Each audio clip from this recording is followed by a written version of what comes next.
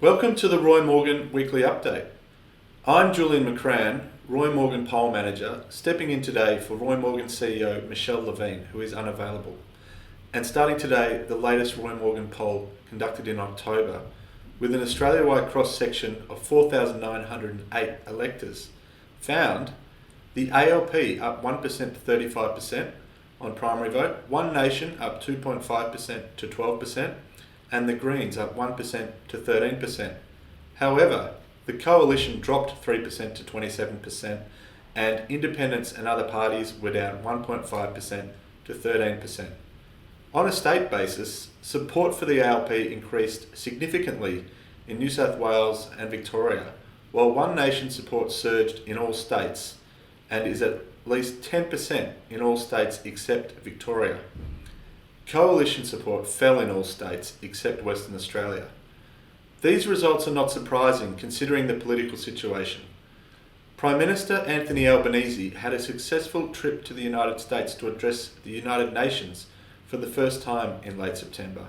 In addition, there was continued disunity in the coalition throughout the last month.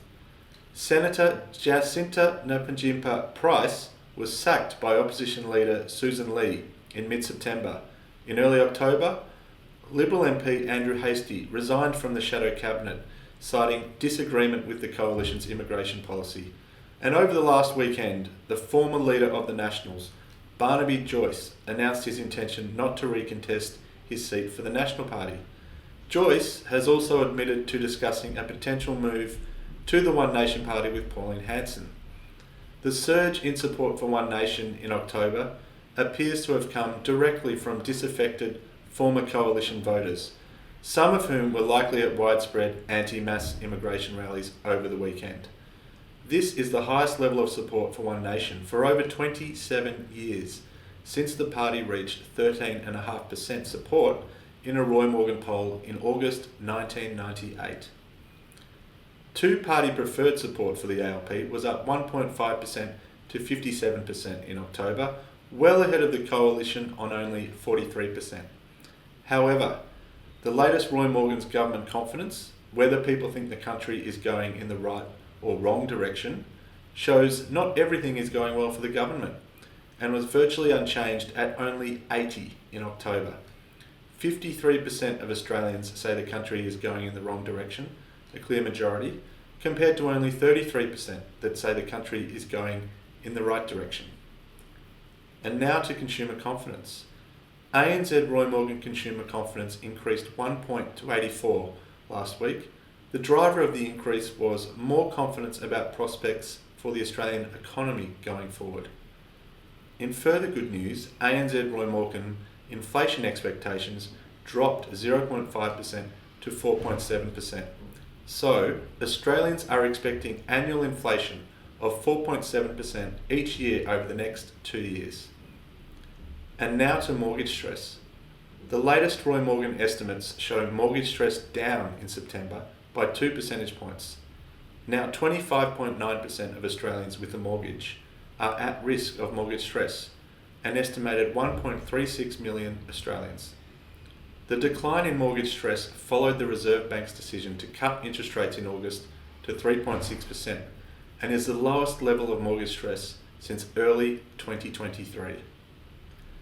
If the Reserve Bank cuts interest rates in early November and again in December by 0.25% at both meetings, all other things being equal, mortgage stress will be reduced in the months ahead. These two interest rate cuts would lower mortgage stress by another 2 percentage points to 23.9% of mortgage holders in Australia, or 1,256,000 people. Around 105,000 fewer people would be in mortgage stress than there are now. However, it is worth keeping in mind that as interest rates reduce, borrowers are able to access larger loans and to pay higher prices for homes than they were previously able to. Although lowering interest rates leads to lower mortgage stress in the short term for existing mortgage holders, human behaviour being what it is and market dynamics being what they are, the follow-on impact of people taking out larger loans than before can lead to a further increase in mortgage stress soon after. So these are all considerations the Reserve Bank needs to take into account when deciding on whether to cut interest rates again in the months ahead. And now to some research undertaken into an exciting event for many celebrated at the end of this month, Halloween. In research conducted in collaboration with the Australian Retailers Association, we find that around 1 in 5 Australians, which is 4.8 million people, plan to celebrate Halloween.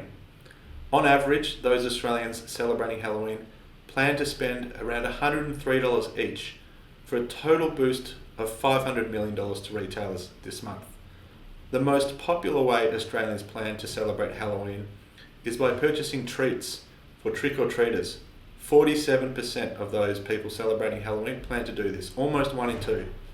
Other popular activities for those celebrating Halloween include 43% dressing up in a Halloween costume, 38% decorating their home, and 21% attending or hosting a Halloween party.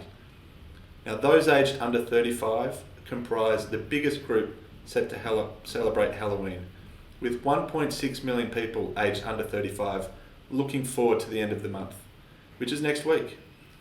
And looking forward to next week, Roy Morgan CEO Michelle Levine will be back to bring you the latest data for consumer confidence, inflation expectations, and New Zealand voting.